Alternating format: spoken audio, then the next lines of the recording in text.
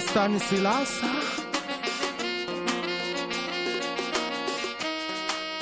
Eugène Assime Sinon Stan Corée Tombloé Maître Rabitana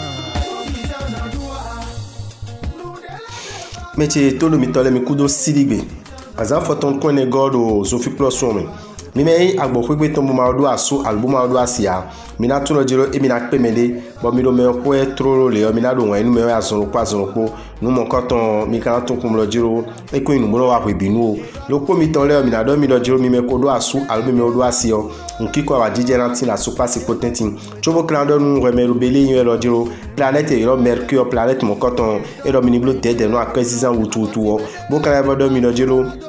meni tuna egbe yo kusuna support domi wa ide yo na support kabo ta fe me ko na wa mo janu chiko de suna support mi do egbesin azangbe one mi me kan agbo ko zuka meton le bo ma do asu alo bo ma do asia mi na do mi do jiro nkiko wa jije yo ena tino wa yin sin apako mi do egbesin azangbe cho wa me ka do asu alo me do asio dojo ko me sin de kundo mi tentino egbesin azangbe o eyon wa de mi na blo mo fifa latino wa do mi ton me o esi kan mi na ho mo kan do mi do jiro mi tempo bonu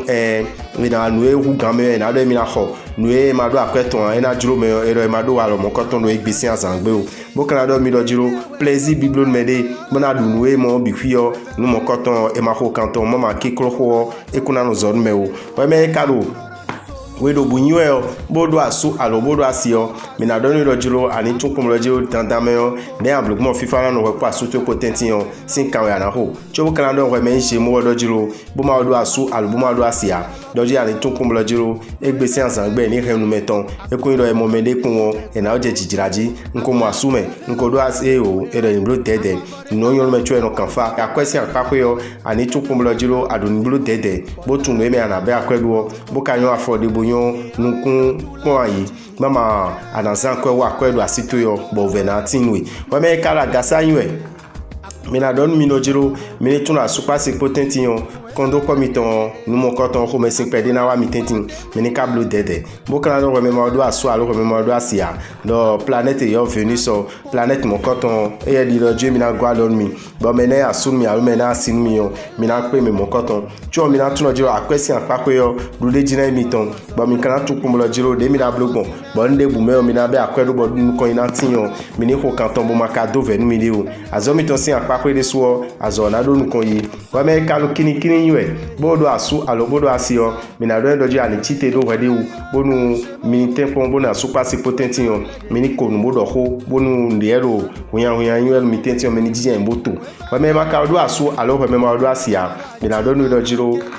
azanton gbecho na support do me ana mo lo igbere sin asangbe sin asi no ani blo dede bo kan do nu dojiro ani tun dojiro akwesi apako yo ani tun dojiro adona blo dede no akwesizan bonu akwesizan wutu o akwe na zan bonale adu aho ekun dagbe nu me o no po meton le o mi kan don mi me kini le jiro e do egbesi azangbe o nu chiko na support wen ni budget pede bo mo mede me chobo kan ebo don we me vieje o jiro ko do asu alobodo asio mi na don do jiro ani tun jiro ko me sin pede enatino asupa si potentin bo mi na mo do jiro ve pede enatino ali ni oji wa me maka do asu alo we me wa do asia mi na don kum lo jiro ani tun jiro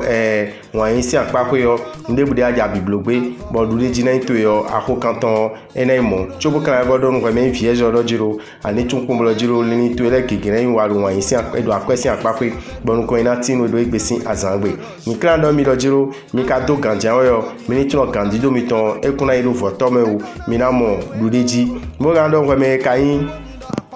nu dagan mena don me ko do asu alo me do asio do egbesi azangbe o ho me sin de kunde o kondo pona tin mi bonu kike na tin bo mi na do d'accord asu mi tona bo kana do me ma do asu alo me ma do asia do je wen ma do kunde buru wan isi apa ka mena do alo wulire ho cho mi kana do en jiro egbe yo ani kablu de boyon akwezan bubule economic pede bona le bodo no do jiro ani tun kum lo jiro lini to ele kike yo ani blo de bo tun lo jiro emi na yo afodi mi go si fine yo mi na wa mi me ho click le ogon mi na do mi me ko do asu alu mi me o do asio mi na do mi pomolo jiro egbesi azangbe yo mi na tuno nu gege na timbo mi na blo bo eni na zombo FIFA na tindo asu pasi potenti wa me maka o do asu alu me ma o do asia mi na do no planète yo venu so planète mon coton e di do jiro e mi na gwalon mi ka gwalon mi janwe yo no e ba mi yo mi na tuno jiro nu mon coton e na zombo wan yo mi na mo yi do me po mi poko in coton le tentin on coton de lo militant mini di sa mini magbe o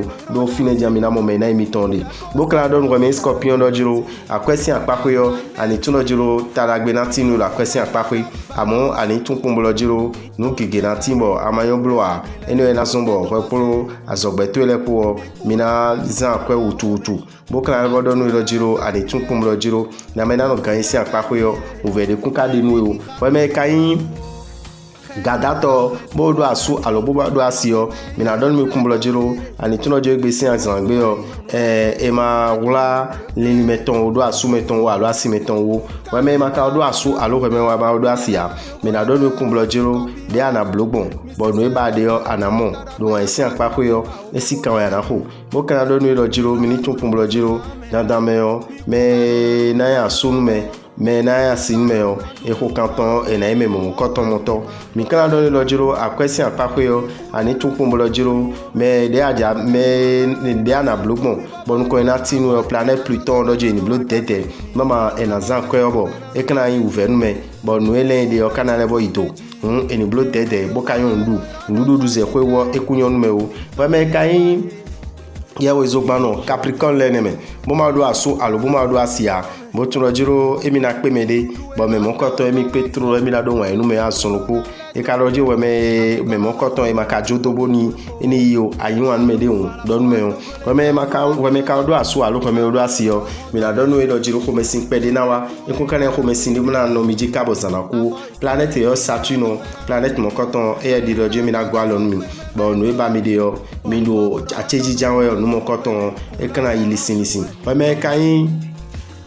50 ans bo ma do asu alo bo ma do asia mi na do ni lo jiro ina nyi do jiro gbesi azangbe won yin ho de kuna kanwe o ana do gudo pede won yin bo na do mi pomlo je mi me ka do asu alo mi o do asio mi ni bo to je ko be sisi ya support o fine domingo gbesi azangbe won de mi na blog mo ouvert mana tia ti kan mi na ho akwesi apako yo mi na do mi do go klo maspo e me bi kilo je mi na gwalo mi akwesi apako bo mi na tun lo jiro jide do me le wo e de so enazon bo nu ko ina tin mi la zo mi ton kon we me kalo we vi nwe bodo asu alo bodo asio mi na do ni kumlo jiro kondo ko gege na tinu asupa sipole nuki ko awajije na tinye be na se de singbe we me maka do asu alo we me ma do asia mi na do ni kumlo jiro ndebu me aja be akwedo alo ndebu me aja wan yin si apako yo ani eto ni lote tí omi kan do ni lo jiro nugbo ewon yin o dagbere be no yin wan me sama ni tamepon amo eni le tun lo jiro nu bi fi e ka ni tamepon na wa dagbe ni me mo na do ni lo jiro akwesi apako yo taragbe na tinu e ka bo sun na fifo tonu e akuna mo lo jiro azande dan tinu mi jin kaka gan ka ju mi na fo sun owo akuna mo mo koton bonu ma gbere to FIFA